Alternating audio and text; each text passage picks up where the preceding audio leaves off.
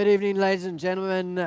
We are back once again after that very short break to bring you our next match from round number 4. Now, it turns out we're not going to be able to bring you Corvidae versus Surge because Surge have lost a player, and they don't anticipate that the player is going to be able to return. So we're going to bring you Avant versus Reticent. And our commitment is to the Corvidae boys. We're going to cover you in the 5th round, come hell or high water. So hopefully neither of those two things actually come.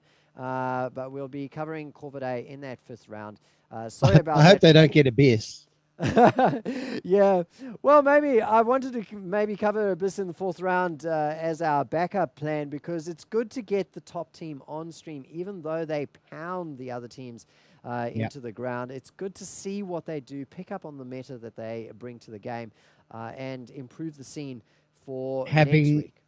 Having said that, I called Reticent half that last game. I am on a match. Because now people can actually see them on stream. So Myth is with us again for this one. Avant-Garde versus Reticent. Myth, what's your thoughts? I haven't really got to verse Reticent in any scrims as part of Kings, so it's hard to say what they're going to do. Avant have shown that they're really strong tonight. They dropped one map to Abyss, so Avant are doing quite well. So I don't know. It'll be interesting to see how Reticent fare up against Avant tonight. Yes, and if we look at the standings from today's matches or the matches that we've got so far, Abyss is out on front with 3-0. And then Avant and Reticent, both 2-1, as Myth was alluding to. So we're just waiting for this match to get underway. Agri, you can tell them to start it if they are ready to go. And it will be round 4 action. I just want to thank our sponsors while we're waiting for that. So, of course, Hi-Res Studios, who bring us the great game Paladins, and they do many other games such as Smite and a few others. So get over and check out their website. Thanks to Zowie. If you strive for perfection, you should be striving to get yourself some Zowie products, because they are the best. And Plantronics, the official headset sponsor of GameStar. We are into championship or champion selection, and it's going to be a fairly stock standard, I'd say, Myth, from what we've seen so far tonight. Subtle variances based on map, but a fairly standard meta. Yeah, very similar to every other draft.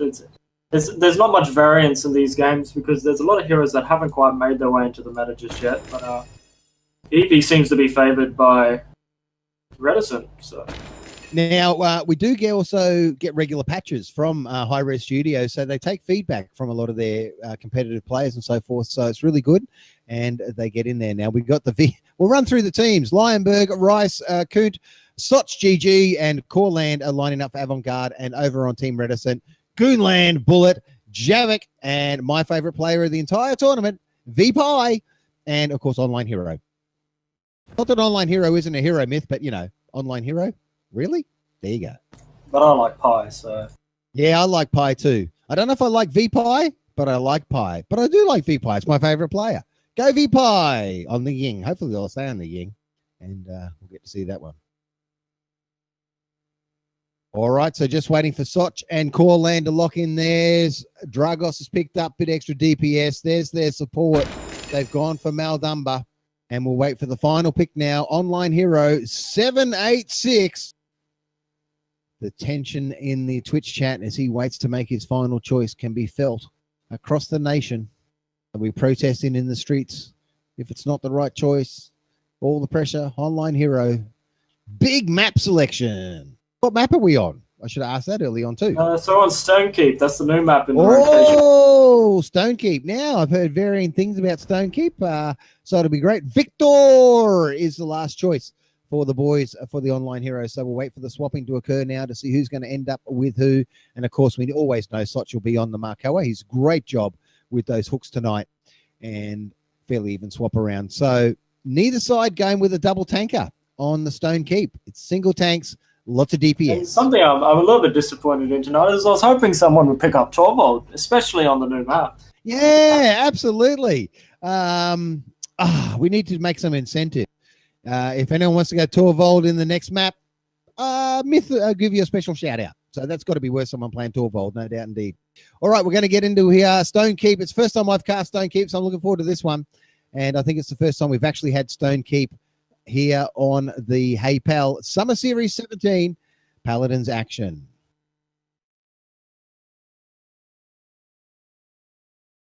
All right, the match call has begun, has gone out, and we'll wait to see the loadouts that these two teams pay. Now, from a competitive point of view, how have you and Kings found playing on Stone Keep, Myth, as a competitive map? It's quite different to a lot of the maps. It's very the rooms in it provide a different angles for you to really get to that point, and it can be quite challenging to know where people are coming from. So I prefer flanks on this map a lot. I don't know if it's necessarily a two-take map. Now, I like the altitude, so to speak, or the height variance in this map as well. I know we have, overpasses and things, but this map, particularly this center point, has so many different points of entry, and that keeps people guessing, which, as you said, gives the flanks that great advantage here on this map. And you go.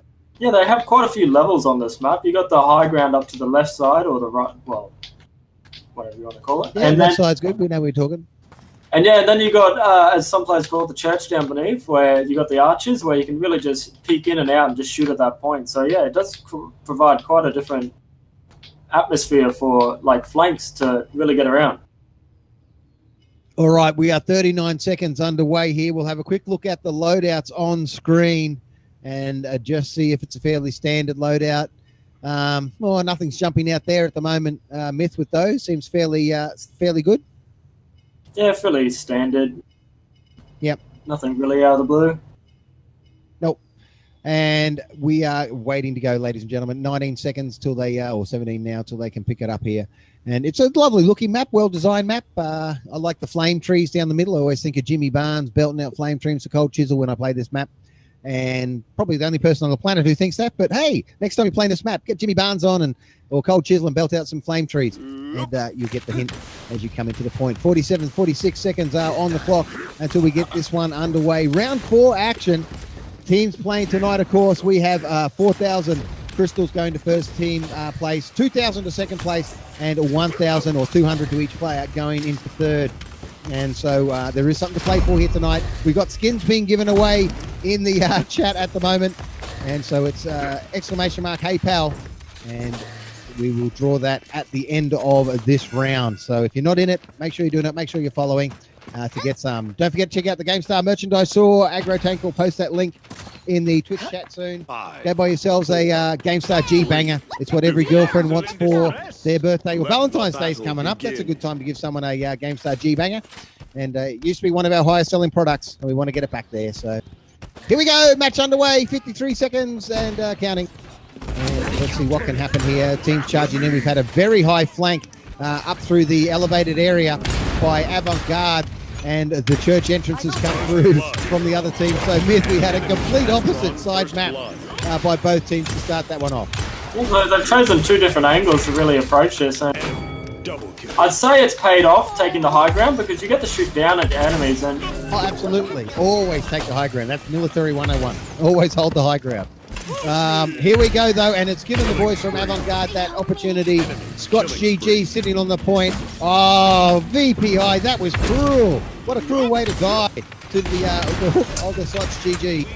And Bullet said, hey, you can't do that to VPI, and he comes in to try and back him up. And that's going to give Reticent a chance to retake this point. Coont just doing a bit of poking around at the side there to try and stop the Goon. Oh, huge Eevee shot into the point. Almost takes out Goonland. And we've got a retake here, so this is nice work. Reticent in the ascendant. 57% of this has been taken now. Here come the boys from Avant, just down from their spawn. Dragos is up high above the church here at the moment. Just drops into the point, and it is all down to Bullet. There's not much he can do. He's in a 3-on-1 situation at the point. He goes down, and it's going to be a retake from Avant Garde. 66 plays 63, 66 all, 69. Ding, ding, ding, ding, ding, ding. Lucky number for Avant Garde there on the screen. 81% now. They're going to retake this one. I don't think Reticent are going to be able to. 90%. Sotches pop the shield. So Javik is above, just a fraction late. Javik in there onto the point. And that gives Avant Garde, which we've seen every time Myth in one of their matches, first capture of the point. So it's very similar to all their previous games. They show a lot of pressure on the point, and they take it very early. It'll be up to Reticent to see if they can hold this one off.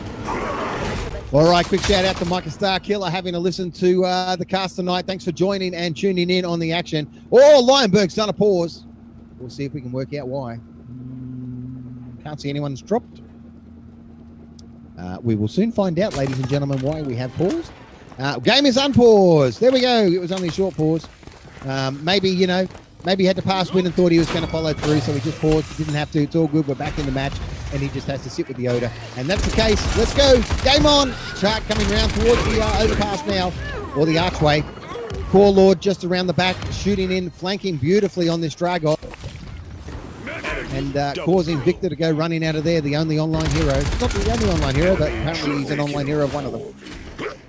So this is what I'm talking about, the flank options. You see Corland making his way around on the top side destroying, there. Absolutely destroying, yeah. You were saying that actually in the pre-talk, Myth, that it really is an alt-friendly map, and it's good that we do see these different types of maps where it isn't the stock standard two-tank meta. Good to see different skill sets from different players coming into play. Yeah, that's exactly it. All right, the artillery has come in there from Online Hero. He does manage to pick up Lionberg, so he'll be pretty happy with that. He'll be screenshotting that and getting that printed on a banner at Vista Print tomorrow. Cart in front of the point. Oh, there's the Maldumba ult. Is it going to be enough for them? I think it actually is. Oh, who shot in there at the end? It didn't matter, though. It was VP to try and save the point. And unfortunately not there in time. Push successful by Avant-Garde. And they go to a 2-0 lead here. But a reasonably strong showing by Reticent so far. Yeah, they got the point back up to 66%, so they did retake it for quite a little bit of time. They just, I think they're not prioritizing those flank routes and really watching their back. It's twice now I've seen, at the end of the capture on the point, they got flanked and it really cost them. And then again, you saw the Drogos come around on that right side and punish. Yeah. They're going to have to block that right side up. They got caught that side a few times, actually, that round. We got 4 ultimates coming into this point for Avant-Garde. Maldumba used his to capture the point on that last one. So they're coming in with the ultimate advantage over Reticent. We'll have to see if they're going to put that to use to capture this one. And with 2-0 on the board, Myth, it's probably not bad to use them now and go for that dominant, get the 3-0 start. They should really just explode out the gate here. And it seems that both teams have gone up to that left side, so they've changed it up on the side of Reticent to see what they can do. All that's happened is at the moment they've been caught on their half of the map, trying to push up high there. Avant-Garde did drop someone down onto the point for a few seconds there. That was Core Lord, and he's still hanging around, just locking this up. Here comes the master of objective captures, Soch GG, and it is GG indeed for him. 33% at the moment in favor of Avant-Garde on this first point. Reticent falling well back, waiting for the regroup, and when they get their team here, they're looks like going to do a 3-2 split at the moment. 3 going to come church side, 2 going to maybe go up. No, they're coming back now as well. With 78% on the clock, they're going to have to hurry in on this point. If Bullet tries to get in, he gets hooked by Soch onto the point. Doesn't matter. Shield popped up. He's going to hold his own as long as he can here. We still have Soch here. Bullet's the last man standing, trying hard. Pushed off the point, knocked down. And that's going to be, it's into overtime. And 99% so far. Overtime, Avant-Garde are going to get this one as well. And they do. Objective is captured. And with 2 minutes, 30 seconds, they're going to push this cart through mid. Yeah, so a lot of control coming out of Avant. As you can see, they still have 5 ults on the board. So at no time there, they really were under that much pressure. 5 ults is going to be what they need to get this one home. And Reticent are going to really have to lift here. It's not beyond them. If you want to see anyone lift, it's going to be Reticent. They're the one who can pull off a fantastic defensive hold here. They're just going to have to back pull it up. He's doing a great job with the Fernando in the front line. I give him the caster's curse. He gets hooked in the face by Soch and then shotgun for his troubles and drop there. Cart pushing easily round to the side of the church. About to come through the overpass. Well, the corner of the overpass. Javik on Eevee, just doing his best to get some long-range DPS in here and slow this down. But without that tank Bullet here, the cart just pushing through. Soch slowing him down. They're trying to hold at the point here, but they're being flanked again. Charlene, that's Lionberg on Charlene, getting right round behind them, taking out the online hero. Rice with a single, Lionberg with another. The cart is rolling in here. This is going to be a 4-0 stomp at the moment. VP desperately trying to save this one. And Online Hero tries to get the artillery. And Bullet, the man of the hour, tries to save the day and he can't. He's bulleted out of there, Myth. And that is an Avant Garde 4-0 victory. Yeah, so that wasn't as close as I was hoping it would be. But No, I think I used up all Reticent's luck by calling them a match where they weren't even playing when they were doing well. But that's the way it goes, ladies and gentlemen. Yavik picking up the best flank, Kunt picking up, and Soch GG. As always, Myth, we need to look at an MVP from that particular game. I myself thought the Coreland flanking with Dragos was quite impressive during the match. Yeah, I was going to say, Coreland really stood out in that game for me. They didn't really answer him in any way, so I would agree. All right, Coreland picking up an MVP award there. Before I jump to the end of the match, we will see whether the other scores are going in. Abyss picking up a 4-0 over Forefront there as well. And Surge versus Corvidae. I'm not sure if it restarted. We'll wait and find out. If not, it'll be a forfeit to Surge, and we'll get round 5 underway. It's a forfeit to Corvidae, so we'll get that score entered, and we'll be back very shortly, and it will be Corvidae on stream for those who have been waiting all night. We appreciate the support. Corvidae appreciates the support. They will be up next. The draw will be soon. We'll see who they're versing. We'll be right back after this short break.